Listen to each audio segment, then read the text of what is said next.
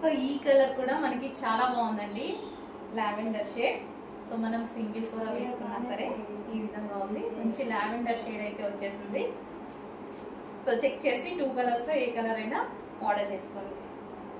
Need ఉంటే డెఫినెట్గా order చేసుకోండి, మంచి పార్టీ వేర్ లుక్ అయితే వచ్చేస్తుంది.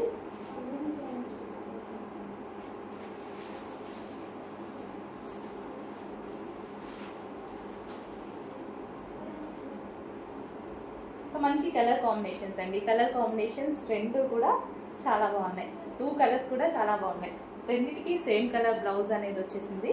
2 కలర్స్ కూడా చాలా బాగున్నాయి.